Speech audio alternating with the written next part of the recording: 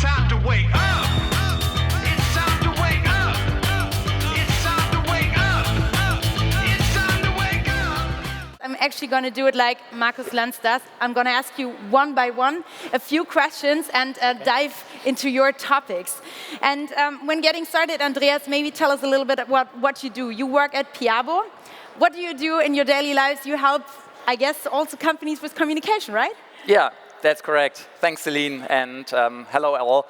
Yeah, PIABO is an agency. We are focusing on communication in general, so it might be LinkedIn, it can also be social media, it's influencer relations, it's the 360-degree approach, it's a lot of media relations, it's a lot of TV campaigns, everything is home of us, and what I do there is the green tech part. So I help green companies communicating in a proper way and giving them the attention they deserve. And what did you think about the outcomes of our survey? Were there any surprise to you?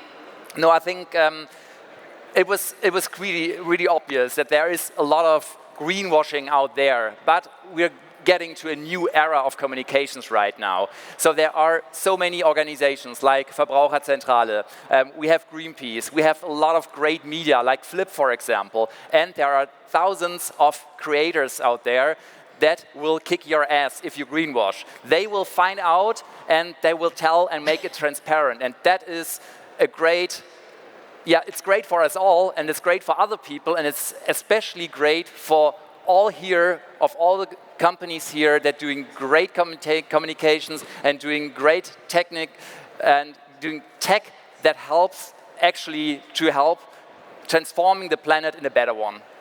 And I know we wanted to talk about best practices, but now I've got to ask you, was there anyone from your clients who already got into such a shitstorm? No, actually not, because you did a good job, right? It's always about communication follows action. So this is what we communicate to our clients a lot. So this is our advice. Communication follows action. So great example here, our client Patagonia, they are great guys, really nice working with them. They do it in a really great way because they always do such great things. They do on an ecological way. They help so many ecosystems to rise again. They spend a lot of time giving money to the world outside, to fighting climate crisis. And they talk about this afterwards. And that's so great about them because it's about action and then communicating about this. And then you can make films and you can post it on LinkedIn, you can make press releases out of it, but act first, and that's really important. Yes, and that was also an outcome from our study, right? Don't have a destructive business model in general. Work on your business model before.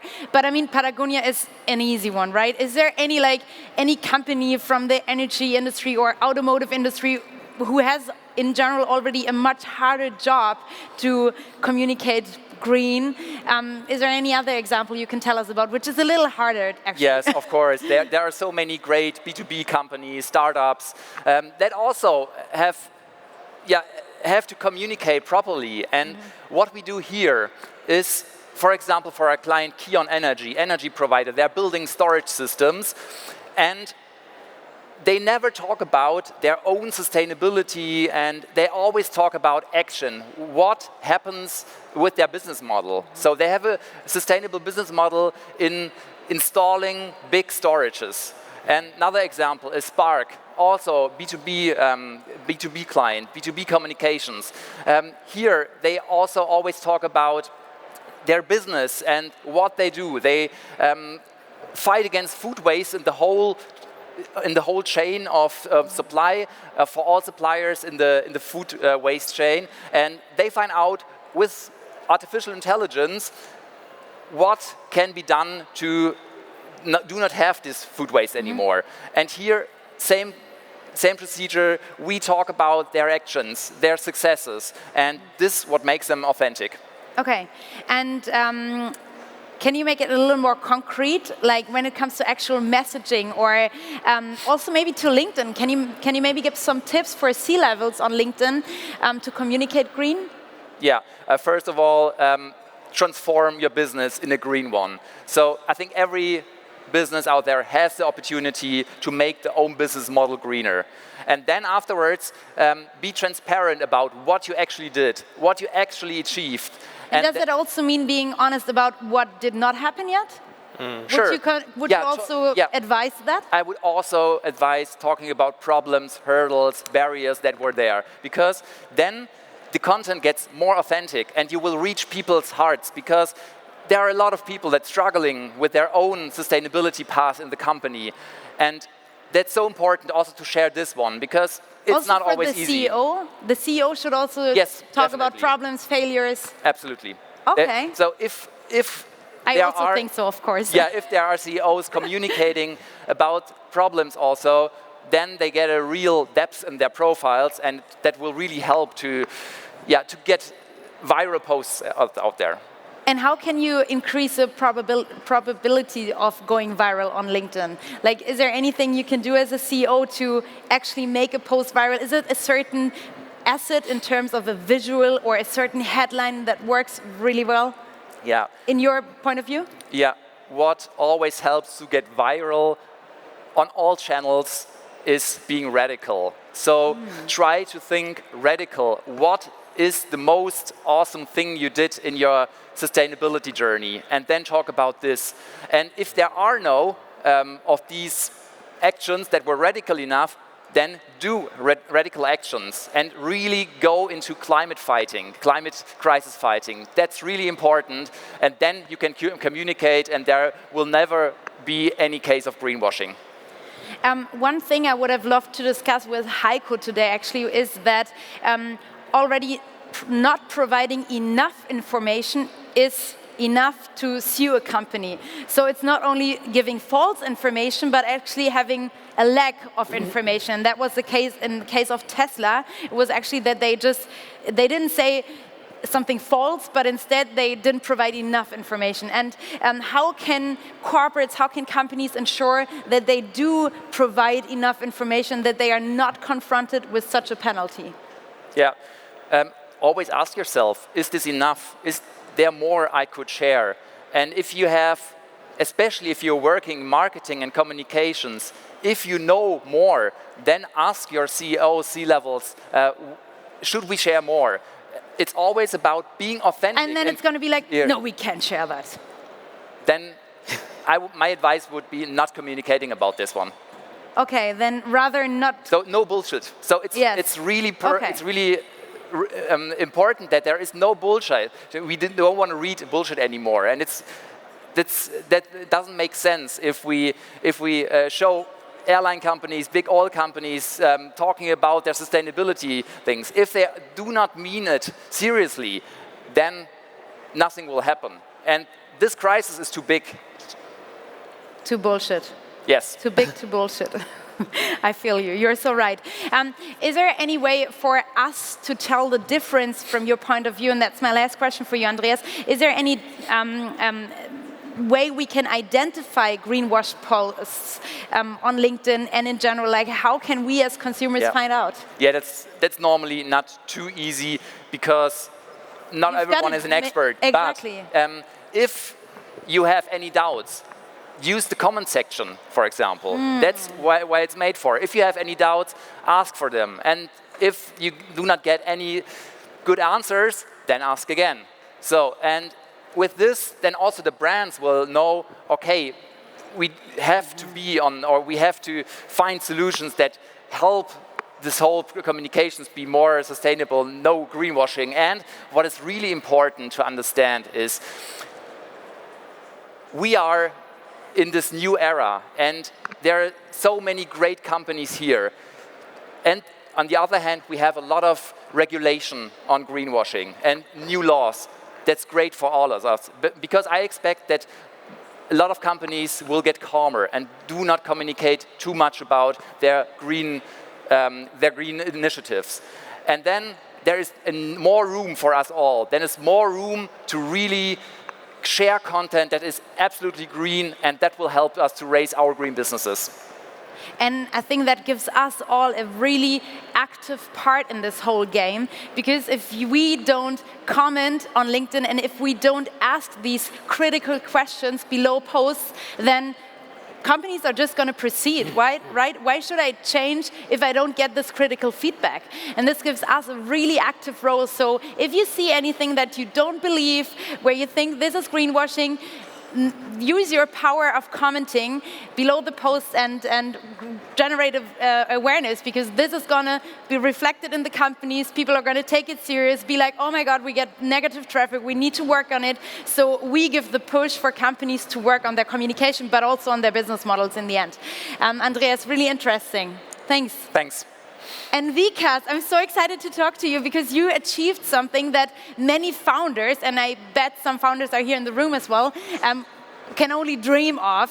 Your app, Abillion, generated 1 million downloads, right? We have 13 million users worldwide. 13 million 13 users, million. okay, then I noted this down in the wrong way. I had 1 million downloads of the app in 2023. Okay. Yeah, that's right. Is that correct? Yes, that's right. Okay, then I did my research right. And that's quite a massive number. Tell us about what Abillion does and what do you as a founder do? Yeah, thank you, Celine. So I think my entire life I've had two passions. One has been capitalism. So, I grew up in New York City and loved markets and kind of started working on Wall Street really young. And the other was activism. And I grew up in a family where we had a very deep love for animals and a deep love for nature. And pretty much my entire life, these two things were kind of separate. I had, my activism on one side, and then I had my businesses and the companies that I worked for. And that all of that kind of came to a head in 2016 around election time in the United States. And that was really the first time in my life that I ever paid attention to social media. I had never used Facebook. I had never used Twitter or Instagram. I thought these platforms were very narcissistic. And I had stayed off of them, but I started to learn about how these companies were taking our private data and how they were using it against us. And I didn't like that. So at the end of 2016, I sat down with my wife and I said, I want to do something about this. And I want to create a different kind of social media platform. I want to create a platform where the time that people spend going like this is not just mindless scrolling, but actually creates mindfulness. Mindfulness for the planet, compassion for animals, compassion for the environment, and a sense of togetherness around action and purpose and values. And that just seems ridiculous, doesn't it? Right? So it's a big idea. That was the idea, was can we redesign and repurpose algorithms to actually create impact in the world? And so here I started the company in July of 2017. So we're almost 7 years in 2 months, and it's been quite a journey. We have grown into becoming sort of, what are we? We're a user-generated content platform, just like some of the other platforms I mentioned, except all of the content that you see people creating on Abillion, it's an app you can download. It's a website, is about what green tech or what sustainability means to them, right? So there's a lot of solutions outside, but there's also a lot of things that people care about. Depending on who you talk to, even in this room, we all have slightly different definition for what sustainability means.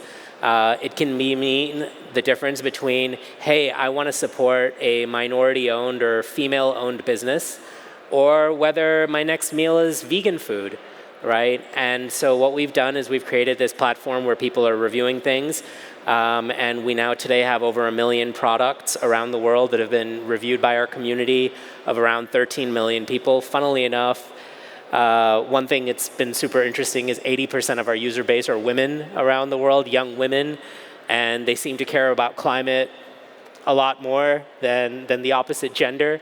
But yeah, we've built this, in a way, social network for doing good, and as part of that, we've donated millions of dollars to save animals, feed the hungry, plant trees around the world. So yeah, that's abillion. Vikas, so can I translate it by saying your platform abillion is a mixture of like a marketplace like Amazon and a social platform like Instagram on sustainability? Is this like a certain metaphor to use to subscribe subscribe abillion? Yeah, I used to say that it's like if TripAdvisor and Instagram hooked up and had a vegan baby.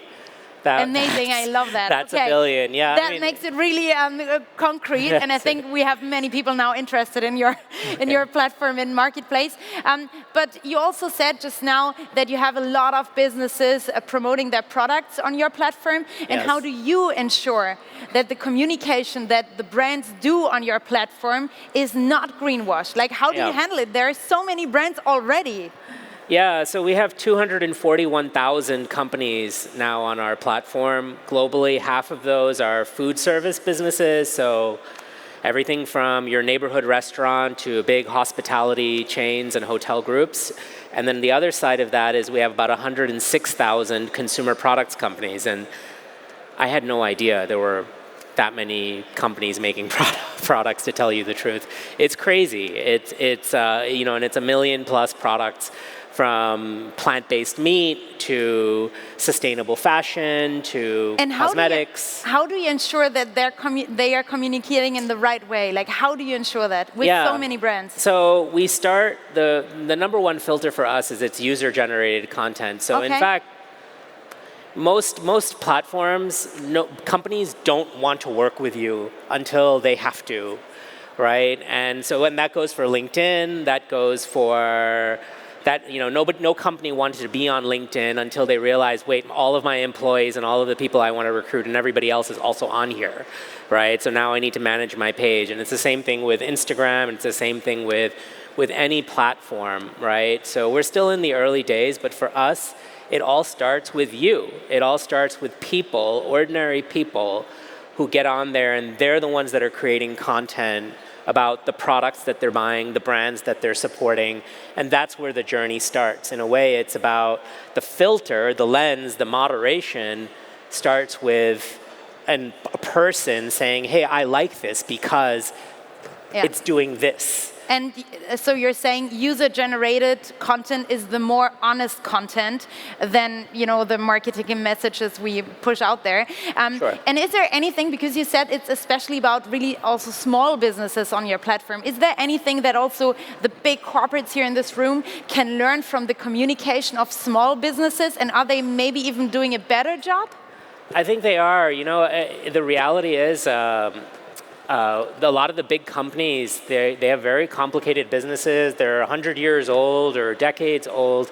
They have established business models. So, I mean, I understand. Not everybody can just kind of switch and say, hey, now I'm like this sustainable company. So small brands definitely have an advantage because they're often built by people who see a problem in the world that they want to tackle, right? And so you can, from the ground up, build a business, build a product that tackles the things you care about, and that's very, very special. And I think just to your first part of your question is, what can bigger brands do? It's the brands that really do it successfully that we find are the ones that are not making promises and targets, because those are super irrelevant to the consumer. People see right through that. It's really what is a person holding in front of them? What does that say about what their values are? Does it connect with their values? And what does it do? I'll give you one perfect example, Tom's, right? Many of us probably in the room have Tom's shoes or at some point have had Tom's shoes.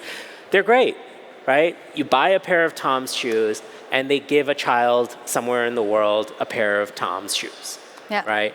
So it's not it's a promise, but it's something that they're really doing, as opposed to saying, hey, by 2040 we're going to be net zero. Well, what does that even mean? I still don't know what net zero means. And I'm in this business. And this is exactly what we also found out when you remember the results. Talk about what you're actually doing already and not about your future goals. We have to wrap it up right here. Okay. Are you here a little longer today so that we can all approach you, ask you some questions about what you do, guys? Yes. Are you? Will you be here? We're booth S31, so in the startup land. So please come say hello. I'm also around here with a lot of my colleagues, and really happy to meet you all later, today or tomorrow. Just reach out. Thanks a lot for sharing the stage with me. It was really great getting to know you, getting to know your thoughts, your insights, and I hope we catch up later on. Thanks a lot, and see you soon. See you later, guys. It's time to wake up.